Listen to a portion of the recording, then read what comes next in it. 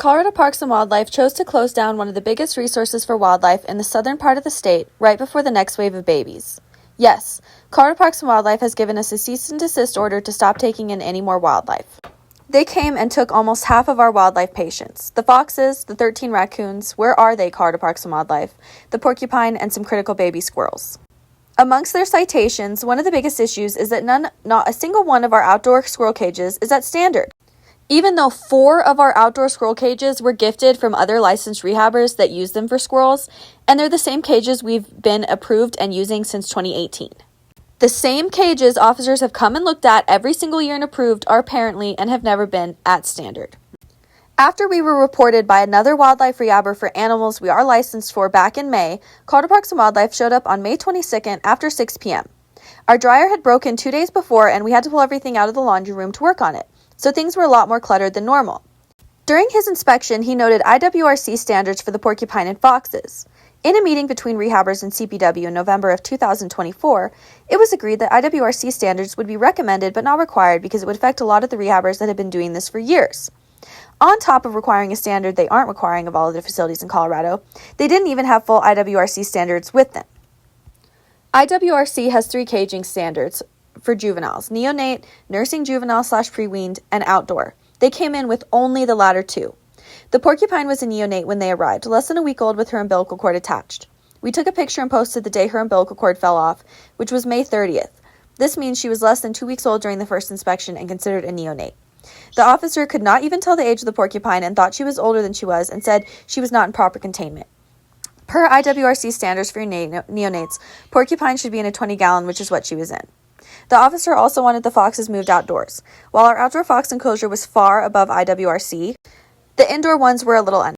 He gave us 13 hours starting at 7 p.m. at night to get the foxes outside, the porcupine in a bigger enclosure, and to get things cleaner, less cluttered. He was supposed to come back in the morning at 8 a.m. for another inspection, but ended up not. Instead, he requested pictures and videos of everything, which we sent.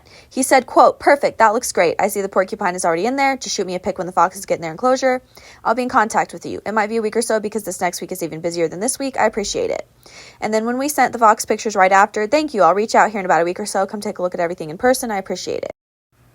On July 18th, Colorado Parks and Wildlife, accompanied by the Pikes Peak Humane Society, came to raid our facility.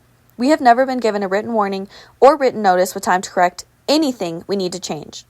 When the officer came after 6 p.m. on May 22nd and gave us overnight to get things to what he wanted, we did that, but that apparently wasn't good enough. Make no mistake, in my opinion, this is a very coordinated effort between a lot of people, including rehabbers and the state.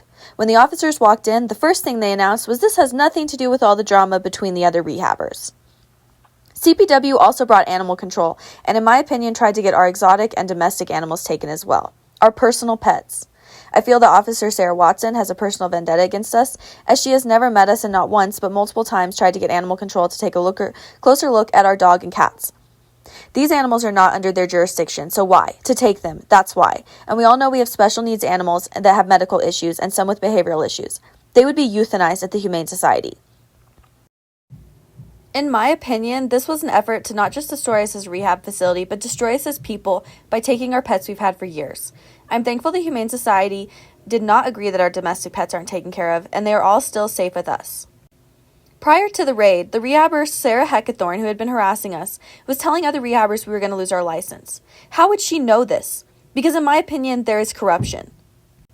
Colorado Parks and Wildlife came in and took our animals. Funny enough, the animals they took were the ones the rehabber had been so desperately wanting from us, our foxes, our porcupine. They also took the raccoons. They said they wouldn't euthanize, but they wouldn't say where they were going. Everyone in the state is full of raccoons, so where are they? I feel this happened to shut us up. We are too loud. We have spoken against too many powerful people. We have let the public know too much information on the seedy underbelly of the wildlife rehabilitation field. Isn't it interesting that starting around the same time we started getting majorly harassed, my dad's business that we have posted so many times started getting harassed too. We posted about the support we get from his business and how they helped us get started and bring us a lot of supplies to make our enclosures possible. My dad has been reported to multiple state agencies for vehicle tags, people reporting him for doing work in other cities. Now he owes the state money over this. Make no mistake. They're trying to cut us off at the knees, in my opinion. These people against us have always wondered how we managed to stay open with so little funding. And so they went for my family to try to get us. These rehabbers were questioning our sponsor about how we get funding to operate shortly before all of this happened. And they were told that my dad supports us, and then, oh wow, he's targeted. At the end of this, they said it was for the animals' welfare, but they pretty much only took the animals the other rehabbers wanted and were harassing us for. The foxes, the porcupine. They left over half the wildlife here, 28 patients. Squirrels. Yes, they were close to release, but if we were such a terrible facility, why are they okay leaving half the wildlife, including an injured pocket gopher that needs medication? They trust us to continue to care for her and get her to release, as well as all these other squirrels. Even though none of our squirrel cages are at standard apparently, how does that make sense? If it was okay to leave animals here for a week or so until release, why could we not have been given a written warning and a time period to do whatever they wanted? Why put all these babies through so much stress and possible death? We have always expressed we are willing to improve and do whatever is needed. At the end of all this, DWM Philip Gurulu tried to threaten and intimidate us into paying over $3,000 to CPW, or he was very clear that they would come at us with everything and try to get us for over $16,000. The way he spoke to us was caught on body cam, and I would love to get a hold of that footage because it was clear that he was threatening us. Our DWM is married to a woman I went to school with for years, college, that I feel like does not like me. She also interned at another wildlife center that we had a conflict with. I feel like this is a huge conflict of interest and plays into all of this. This isn't even the tip of the iceberg. We will be posting court dates and encourage the public to attend. In the meantime, while we fight for our license, the reality is hundreds of wild babies will go without care. Colorado Parks and Wildlife, we will see you in court.